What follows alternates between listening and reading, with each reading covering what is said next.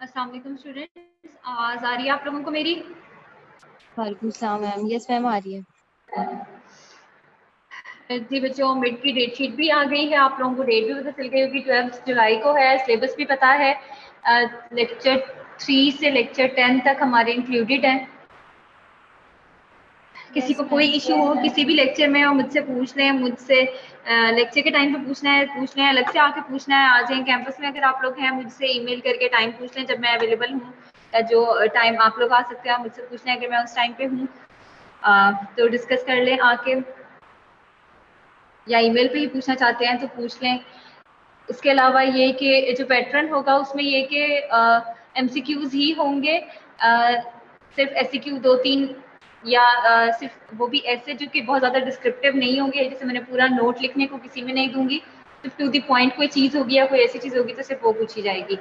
बाकी ये कि जो भी आप लोगों ने पढ़ना है बहुत ज़्यादा डिटेल उसके लिए नहीं रिक्वायर्ड।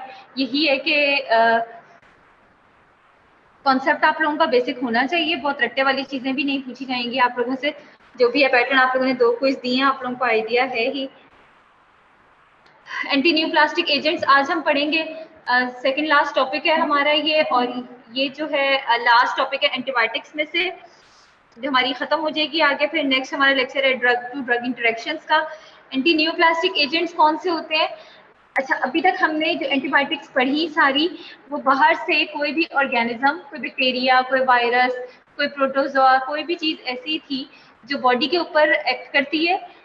बॉडी के ऊपर जो है वो कह लें अटैक करती है, और उसकी वजह से कोई डिजीज कॉज होती है और हम उसको ट्रीट कर रहे थे। और उसके लिए सबसे पहले हमारे लिए ये ज़रूरी था कि हम उस ऑर्गेनिज्म को ख़त्म करें, वहाँ से उसको वहाँ से हटाएं, उसकी रेप्लिकेशन को स्टॉप करें, उसकी एग्जिस्टेंस को ख़त्म करें, तो फिर जो है वो ट्रीटमेंट हो जाएगा। यहाँ पे हमारे पास नियोप्लेजिया क्या चीज़ होती है, कैंसर क्या है या न्यूप्लेजिया क्या है, जो एबनॉर्मल ग्रोथ स्टार्ट हो जाती है या एबनॉर्मल मल्टीप्लिकेशन स्टार्ट हो जाती है सेल्स की, नॉन स्टॉप रैपिड मल्टीप्लिकेशन। उसकी वजह से जो एबनॉर्मल ग्रोथ हो रही है, ट्यूमर्स बन रहे हैं, उसे हम न्यूप्लेजिया कहते हैं। और ये हमारी ही बॉडी के सेल्स हैं जो जिनमें ये न्यूप्लास्टिक एक्टिविटी आ जाती है और वो रैपिडली ग्रोथ स्टार्ट कर देते हैं।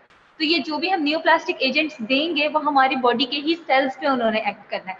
अब कब एक्ट करना है, मतलब अगर हमने न्यूप्लास्टिक एजेंट दिया तो हमें ये बात कैसे पता चलेगी कि इन्होंने किन सेल्स पे एक्ट करना है? क्योंकि अभी तक हम दे रहे थे तो उसने होस्ट सेल को, फॉर एग्जांपल एंटी मलेरियल हमने दी है, तो उसने होस्ट सेल को आइडेंटिफाई करना है कि ये ह्यूमन सेल है, और उसने आइडेंटिफाई करना है कि ये मलेरियल पैरासाइट है, तो मैंने इसके ऊपर जाके पैरासाइट पे एक्ट करना है और होस्ट सेल को कोई भी किसी भी किस्म का डेंजर नहीं कॉज करना या उसको डिस्ट्रॉय नहीं करना। अब हम जो न्यूप्लास्टिक एजेंट्स दे रहे हैं, एंटी न्यूप्लास्टिक एजेंट्स दे रहे हैं, इन्हें ये तो जो सेल्स न्यूप्लास्टिक सेल्स हैं वो भी हमारी बॉडी के ही सेल्स हैं। तो हम किस तरीके से उसको डिफरेंशिएट कर रहे हैं कि वो उन्हीं सेल्स पे एक्ट करे जो कि रैपिडली ग्रोथ की तरफ जा रहे हैं और जिनमें न्यूप्लास्टिक एक्टिविटी स्टार्ट हो चुकी है, बाकी सारे सेल्स पे ना करे। उसके लिए ये है कि ये सारे एजेंट्स सिर्फ उसी टाइम पे एक्ट करते हैं जब वहां पे डिवीजन हो रही है। ठीक है, जिस टाइम पे रैपिडली डिवीजन हो रही है, जो माइटोसिस की वजह से, माइटोसिस ही होगी क्योंकि म्योसिस से तो रिप्रोडक्टिव सेल्स बनते हैं। तो जब सेल की माइटोसिस हो रही है तो वो उस माइटोसिस की जो स्टेप्स है उनके अंदर सेल के अंदर जाके उस माइटोसिस को वही उन्हीं स्टेप्स पे स्टॉप कर देगा ताकि वो सेल्स आगे रेप्लिकेट ना कर सके, आगे डिवीजन ना हो। ठीक है, जिसकी वजह से फिर ये कि आगे वो ट्यूमर ग्रो नहीं करेगा और ज्यादा न्यूप्लेजिया नहीं बढ़ेगा। ये फंक्शन है सारे एंटी न्यूप्लास्टिक एजेंट्स का। अब कौन सा एजेंट किस स्टेप पे रोकता है उस माइटोसिस को और क्या किस चीज की फॉर्मेशन को वो स्टॉप करेगा, वो चीज है जो हमने इसमें देखनी है। ठीक है, जो एंटी कैंसर ड्रग्स हैं, एंटी न्यूप्लास्टिक ड्रग्स हैं, उनमें क्या क्या चीजें आ जाती हैं? साइटोटॉक्सिक ड्रग्स हम इनको कहते हैं। साइटोटॉक्सिक क्यों? क्योंकि सेल्स के लिए टॉक्सिक है, सेल्स को खत्म कर रही हैं, तो ये साइटोटॉक्सिक ड्रग्स हैं। इसमें अल्काइलेटिंग एजेंट्स आते हैं, प्लेटिनम कोऑर्डिनेशन कॉम्प्लेक्सेस आते हैं जिसमें सिस्प्लेटिन वगैरह है, एंटी मेटाबोलाइट्स हैं, और माइक्रोट्यूब्यूल डैमेजिंग एजेंट्स हैं। आगे डिटेल पढ़ते हैं इनकी। साइटोटॉक्सिक ड्रग्स में अल्काइलेटिंग एजेंट्स हैं, एंटी मेटाबोलाइट्स हैं और प्लांट डेरिवेटिव्स हैं और एंटीबायोटिक्स हैं। नेक्स्ट हमारे पास कैटेगरी आती है हार्मोन्स की। हार्मोन्स कैसे एक्ट करते हैं? एक तो ये हमारे पास हो गए जो हम बाहर से दे रहे हैं, ठीक है, जो भी एंटी न्यूप्लास्टिक एजेंट्स हैं हमारे। जो हार्मोन्स हैं वो किस तरीके से करते हैं एक्ट के, वो जो एक हार्मोन दूसरे को एंटागोनाइज कर रहा है एक्शन, हम उस केस में देंगे। जैसे फॉर एग्जांपल प्रोस्टेट के कैंसर में अगर हम एंटी एंड्रोजन देंगे तो वो उसकी ग्रोथ को कम कर देंगे, वो दोनों का एंटागोनाइजिंग एक्शन होगा और उससे वो सप्रेस हो जाएगा। उसके लिए हम कौन से यूज करते हैं, ग्लूकोकॉर्टिकॉइड्स है, एस्ट्रोजन है, प्रोजेस्टेंस है और एंटी एंड्रोजन है, जो कि एक दूसरे की फंक्शन को एंटागोनाइज करेंगे और उससे हम अपना जो है वो neoplastic action, anti neoplastic action achieve कर लेते हैं। इसलिए नीस एजेंट्स हैं जिसमें हाइड्रोक्सी यूरियासिस, प्लांटिन मोनोक्लोनल एंटीबॉडीज वगैरह ये चीजें प्रेजेंट हैं। सबसे पहले चलते हैं साइटोटॉक्सिक ड्रग्स में, जिसमें अल्काइलेटिंग एजेंट्स हैं। अल्काइलेटिंग एजेंट्स में क्या होता है कि ये जब हमने पेशेंट को मेडिसिन दी, ठीक है, वो क्या करेगी, बॉडी के अंदर जाके अपना एक रिएक्टिव आयन बनाती है। वो रिएक्टिव आयन इसका जो बनता है,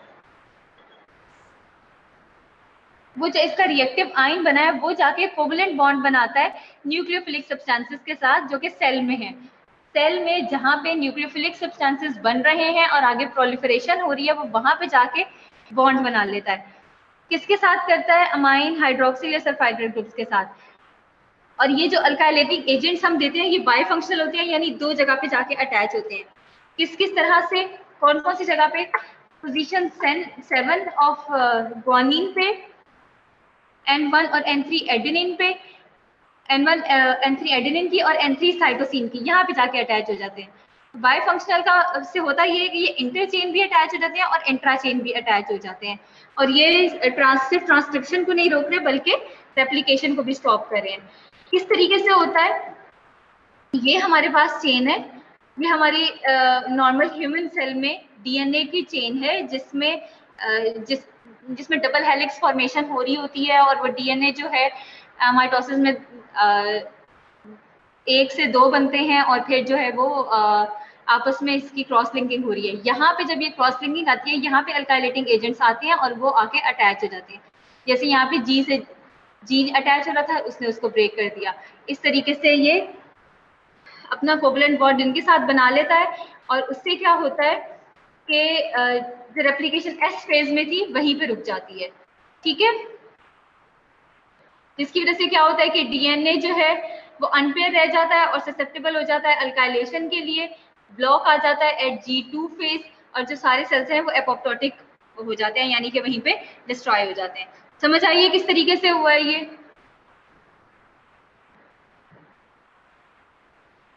बच्चों समझ आई है? Yes ma'am. इनमें कौन कौन सी आती है, नाइट्रोजन मस्टार्ड्स हैं, इथाइलिनमाइन है, अल्काइल सल्फोनेट है, नाइट्रोस्यूरियाज है और ट्रायाजीन है। इसमें इंपॉर्टेंट साइक्लोफॉस्फामाइड है, क्लोरेम्ब्यूसिल है। साइक्लोफॉस्फामाइड की एग्जांपल हम देखेंगे कि किस तरीके से वो मैकेनिज्म ऑफ एक्शन कैसा है उसका।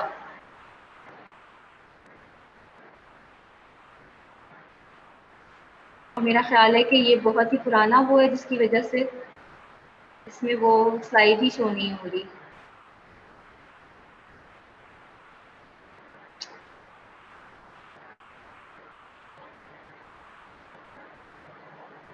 चले मैं आपको वैसे ही बताती हूँ कि कैसे होगा।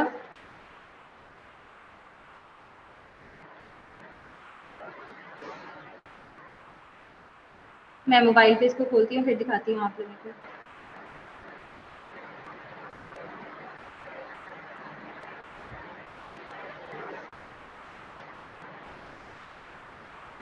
आप लोग नोट कर लें इसको, क्योंकि ये स्लाइड ही नहीं शो हो रही इसमें, इनका मेरा ख्याल है पावर पॉइंट वो नहीं है। होगा क्या कि इनएक्टिव साइक्लोफॉस्फामाइड हमने दिया, लिवर में जाके मेटाबोलाइज होगा वो, और वहां से उसके मिक्स फंक्शन ऑक्सीडेजेस बनेंगे। जो इनएक्टिवेटेड साइक्लोफॉस्फामाइड था वो कन्वर्ट हो जाएगा 4-हाइड्रोक्सी साइक्लोफॉस्फामाइड में। 4-हाइड्रोक्सी साइक्लोफॉस्फामाइड से देन बनेगा एल्डोफॉस्फामाइड, और वो एल्डोफॉस्फामाइड जो है वो सारे टिश्यूज में जाएगा और वो एक्चुअल साइटोटॉक्सिक प्रोडक्ट है, ठीक है। ये इसका दिखाया इसके पूरे साइकिल है कि साइक्लोफॉस्फामाइड जो हमने दिया है वो एल्डोफॉस्फामाइड किस तरीके से बनाएगा, सॉरी फॉस्फामाइड मस्टार्ड जो बनेगा और वो जाके अपना साइटोटॉक्सिक एक्शन शो करेगा। ये भी मैं लेक्चर अपलोड कर दूंगी तो फिर आप लोग उसमें से स्लाइड्स देख के लीजिएगा। नेक्स्ट हमारे पास एंटी मेटाबोलाइट्स है। एंटी मेटाबोलाइट्स में हमारे पास 3 चीजें आती हैं, folate antagonist, purine antagonist and pyrimidine antagonist. सबसे पहले हम आते हैं फोलेट एंटागोनिस्ट पे। फोलेट एंटागोनिस्ट क्या करते हैं? मेथोट्रेक्सेट एग्जांपल है। फोलेट्स क्या है? डीएनए की सिंथेसिस के लिए एसेंशियल होते हैं, प्यूरिन न्यूक्लियोटाइड्स बनाते हैं और थायमिडाइलेट बनाते हैं, जो फिर आगे जाके डीएनए सिंथेसिस करती है और आगे वो सेल डिवीजन कराएगी। मेन एक्शन क्या है फोलेट एंटागोनिस्ट का? कि वो इंटरफेयर करते हैं थायमिडाइलेट सिंथेसिस के साथ, उसको ही फॉर्म नहीं होने देते। नॉर्मली क्या हो रहा है कि फोलेट जो है बॉडी में वो डाईहाइड्रोफोलेट बनाता है और डाईहाइड्रोफोलेट से टेट्राहाइड्रोफोलेट बनता है, और इसके लिए हमें जो एंजाइम रिक्वायर्ड होता है वो है डाईहाइड्रोफोलेट रिडक्टेज, जो डाईहाइड्रोफोलेट को टेट्राहाइड्रोफोलेट में कन्वर्ट करता है। यहाँ से देखें, आप सिर्फ नीचे वाला स्टेप देखें, डाईहाइड्रोफोलेट से बनना है टेट्राहाइड्रोफोलेट, और इसके लिए हमें एंजाइम रिक्वायर्ड है डाईहाइड्रोफोलेट रिडक्टेज। मेथोट्रेक्सेट जो हम देते हैं, जो कि जो एंटीफोलेट है, फोलेट जो कि फोलेट एंटागोनिस्ट है, वो क्या करती है कि डाईहाइड्रोफोलेट रिडक्टेज के साथ बॉन्ड बना लेते हैं और यहाँ पे इसके साथ अटैच होकर डाईहाइड्रोफोलेट को टेट्राहाइड्रोफोलेट में कन्वर्ट ही नहीं होने देती। टेट्राहाइड्रोफोलेट एसेंशियल है ताकि वो उसमें मिथाइल ग्रुप्स होते हैं और वो नेसेसरी है जो कि ट्रांसफॉर्मेशन कराता है। टेट्राहाइड्रोफोलेट ने आगे क्या करना था? DUMP से DTMP बनवाना था। ठीक है, DUMP क्या है? डीऑक्सी यूरिडाइलेट मोनोफॉस्फेट, और DTMP क्या है? Deoxy thymidylate monophosphate. DUMP से DTMP बनाने के लिए रिक्वायर्ड होता है ये अपना मिथाइल देगा टेट्राहाइड्रोफोलेट और फिर उससे बनता है।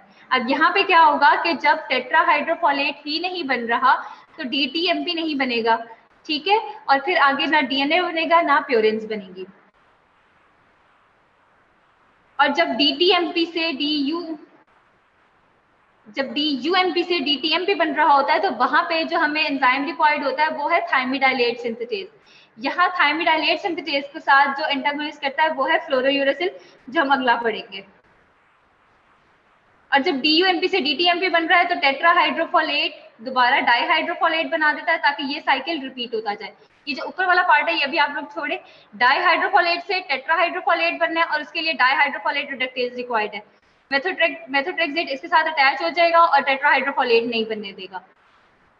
ठीक है, मेथोट्रेक्सेट की हायर एफिनिटी है फॉर डाईहाइड्रोफोलेट रिडक्टेज, तो वो इनहिबिट कर देगा एंजाइम को और डिप्लीट कर देगा टेट्राहाइड्रोफोलेट से।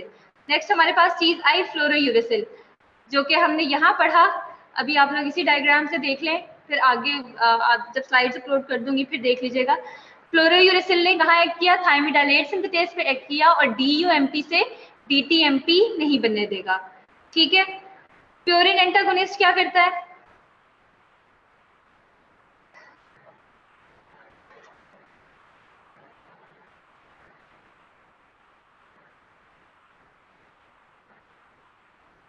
प्यूरिन एंटागोनिस्ट भी इसी तरीके से 6 मरकैप्टोप्यूरिन इसकी ड्रग है जो सेल्स में जाके कन्वर्ट हो जाती है 6 मरकैप्टोप्यूरिन में, राइबोन्यूक्लियोटाइड ऑफ 6 मरकैप्टोप्यूरिन में। वहां जाके वो जो सिंथेसिस हो रही होती है प्यूरिन्स की उसको सप्रेस करती है और उससे आगे फिर DNA सिंथेसिस नहीं होती। फ्लोरोयूरेसिल का जो एक्शन है वो भी हमने देखा कि वो पायरिमिडीन एंटागोनिस्ट है और वो DUMP से DTMP नहीं बनने देगा, यहाँ पे एक्ट करेगा फ्लोरोयूरेसिल। ठीक है, नेक्स्ट हमारे पास आते हैं प्लांट डेरिवेटिव्स।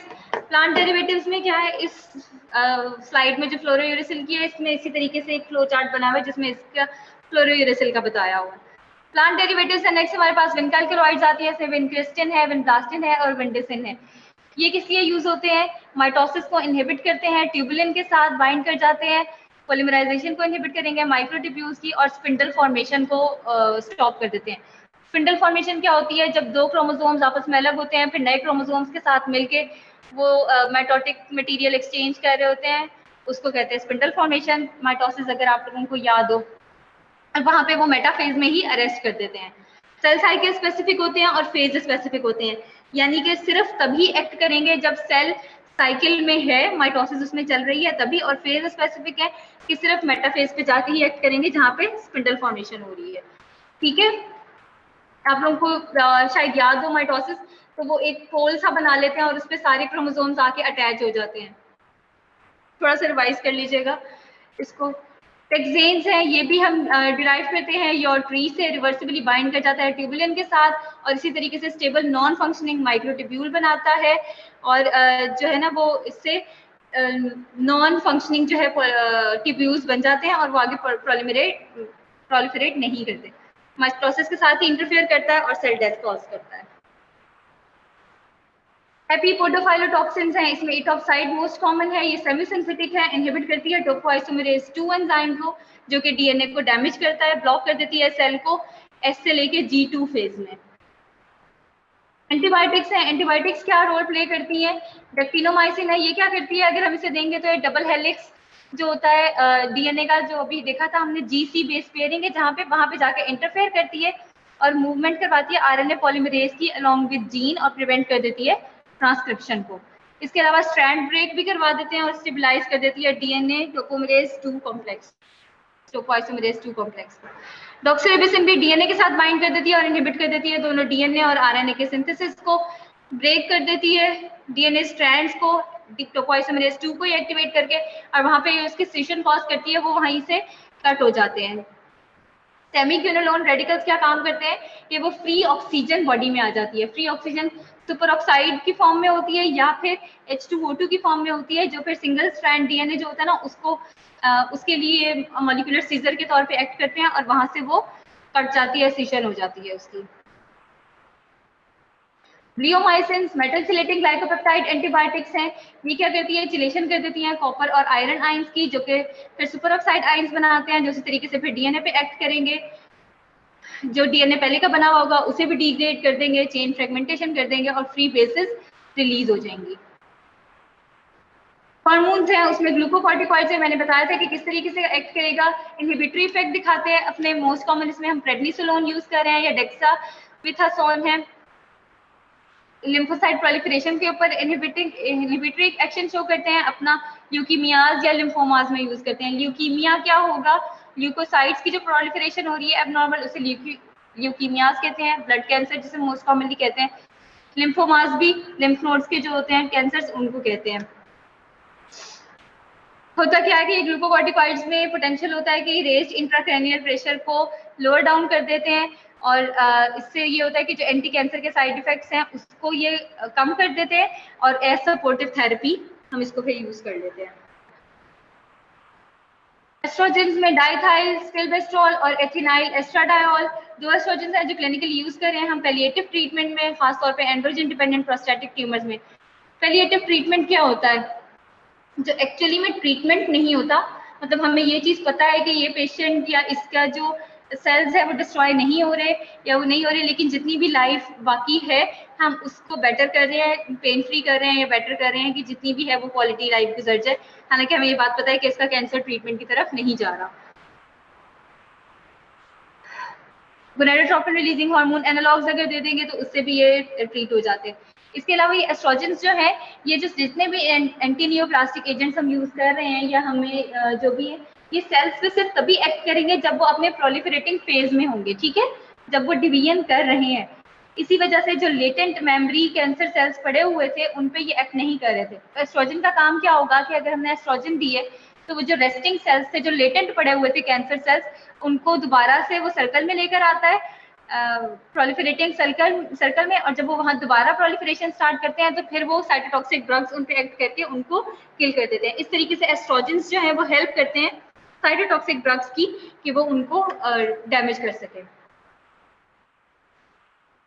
प्रोजेस्टेंस यूज हो रहे हैं एंडोमेट्रियल न्यूप्लाज्म में, रीनल ट्यूमर्स में, और वो भी टेम्परेरी रिमिशन कॉज करते हैं। एंटी एंड्रोजेंस है, फ्लूटामाइड है, इसमें ये भी एंड्रोजन एंटागोनिस्ट है, प्रोस्टेट ट्यूमर्स में यूज करते हैं क्योंकि वो इंक्रीज कर देगा एंड्रोजन लेवल्स को।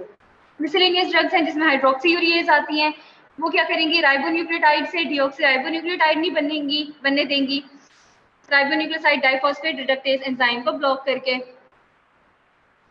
तो डीएनए नहीं बनेगा। सिस्प्लांटिन है, अगेन इसका मिसिंग है,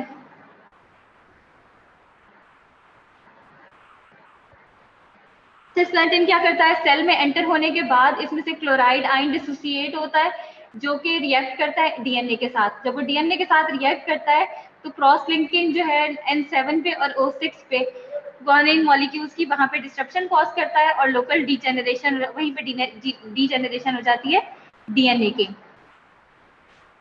नेक्स्ट है हमारे पास एल एस्पार्जिनेज। ये क्या करता है, इकोलाई से प्रिपेयर किया हुआ एक एंजाइम है, डीएमाइनेट्स करता है एस्पार्जिनिन को एस्पार्टिक एसिड में और अमोनिया में, जो कि ट्यूमर सेल्स के अगेंस्ट इफेक्टिव होते हैं।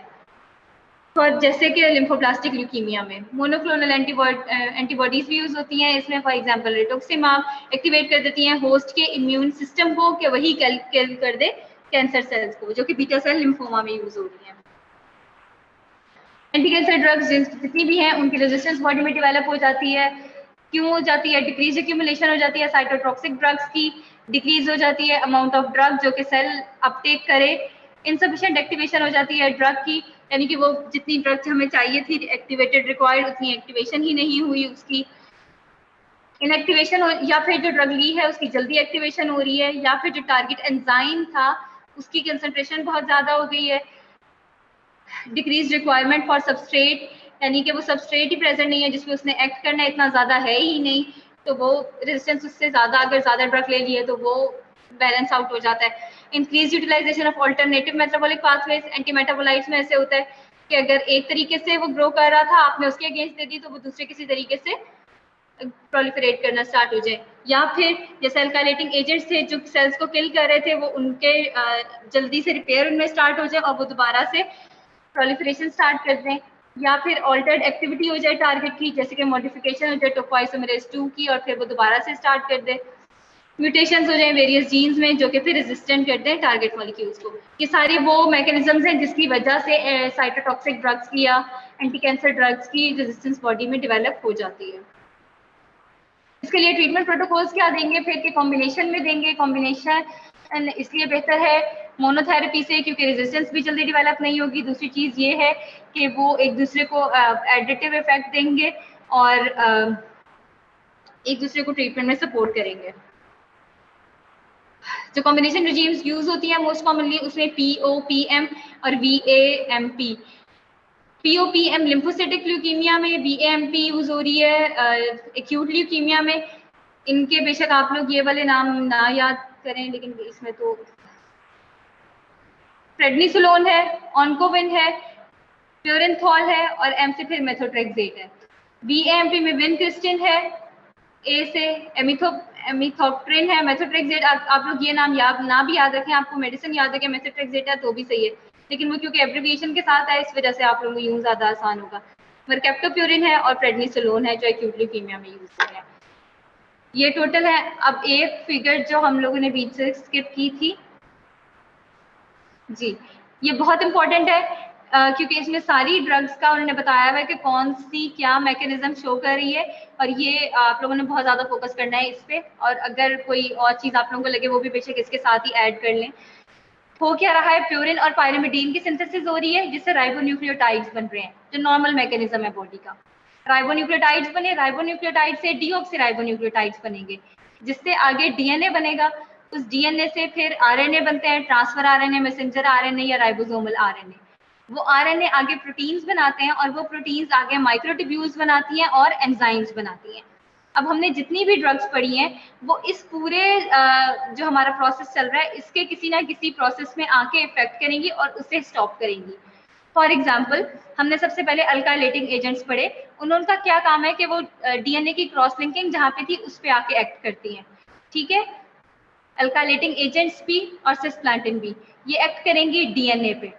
नेक्स्ट हमने पढ़ा डॉक्सोरिबोसिन एटोक्साइड जो कि हमने पढ़े ये एंटीबायोटिक्स। इन्होंने क्या करना है, इनहिबिट करना है टोपोआइसोमेरेज 2 को। वो कहाँ पे होता है, वो भी डीएनए में जो स्ट्रैंड की फॉर्मेशन करवा रहा था। इसके अलावा आरएनए की सिंथेसिस को इनहिबिट करती हैं, यानी डीएनए से जब आरएनए बन रहा है वहां पे ये इनहिबिट करती हैं। विनका अल्कलॉइड से इनहिबिट करते हैं फंक्शन ऑफ माइक्रोट्यूब्यूल्स को, यानी कि माइक्रोट्यूब्यूल्स पे एक्ट करेंगे। 5-फ्लोरोयूरेसिल है, इनहिबिट करता है डीटीएमपी सिंथेसिस को, तो वो डीऑक्सीराइबोन्यूक्लियोटाइड्स नहीं बनने देगा। ब्लियोमाइसिन्स थी, वो भी एंटीबायोटिक्स हैं, डैमेज कर देती हैं डीएनए को और उसके रिपेयर को प्रिवेंट करती हैं, यानी कि वो भी डीएनए पे ही एक्ट करेंगी। ये पेंटोस्टैटिन, ये हमने पढ़ा नहीं है, ये इनहिबिट करता है एडिनोसिन डीएमाइनेज को। 6 मरकैप्टोप्यूरिन है, प्यूरिन सिंथेसिस को इनहिबिट करता है, प्यूरिन से राइबोन्यूक्लियोटाइड नहीं बनने देगा और इनहिबिट करेगा न्यूक्लियोटाइड की इंटर कन्वर्जेंस को। मेथोट्रेक्सेट है, प्यूरिन सिंथेसिस को इनहिबिट करेगा और डीटीएमपी की सिंथेसिस को इनहिबिट किया था इसमें। सिट्राबीन है, ये भी हमने नहीं पढ़ी लेकिन ये आप लोग देख लें कि इनहिबिट करेगी डीएनए पॉलीमरेज को और आरएनए के फंक्शन को। ये हमने दोनों ही लास्ट वाली नहीं पढ़ी है। ये बहुत इंपॉर्टेंट है, इसमें से सारे मैकेनिज्म ऑफ एक्शन आप लोगों को एक ही उसमें मिल गए हैं कि कौन सा कहाँ पे एक्ट कर रहा है, इसलिए बहुत इंपॉर्टेंट है, ये भी याद रखिएगा। और इसी में ऐड करके जो अगर कोई किसी की और कोई स्पेशल चीज़ है कि कौन सा हार्मोन था जिस पे एक्ट करना है या क्या है, तो वो पूरा आपका एक ही फ्लो चार्ट से याद हो जाएगा। इजी ड्रग्स हैं ये, एंटी नियोप्लास्टिक भी। और बस इतना ही लेक्चर था। ज़्यादा डिटेल किसी भी ड्रग की नहीं लिखी है, सिर्फ ऊपर से इनको डिस्कस किया है, मेनली मैकेनिज्म ऑफ एक्शन ही है। बाकी ये कि रेजिस्टेंस इनकी किस तरह से है उसका एक खास तौर पे याद कर लीजिएगा। और किसी ने कोई क्वेश्चन पूछना हो तो पूछ लें बच्चों।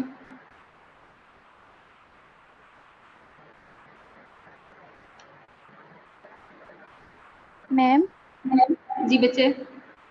मैम जो मिड टर्म में एसिड का टाइम वो उसका कोई आइडिया दीजिए कि मतलब जैसे एंटीबायोटिक्स वगैरह हैं तो उनका मैकेनिज्म ऑफ एक्शन वगैरह पूछेंगे आप? नहीं बच्चे, टू द पॉइंट पूछा जाएगा, कोई इस किस्म के नहीं होंगे। ऐसा करेंगे, मिड से पहले इंशाल्लाह मैं एक मीटिंग भी रख लूंगी जिसमें आप लोगों को डिस्क्राइब कर दूंगी किस तरह से तैयारी करनी है और क्या चीज़ करनी है। ठीक है? Yes ma'am please. ठीक है बच्चों, आप लोग लीव कर सकते हैं। अल्लाह हाफिज।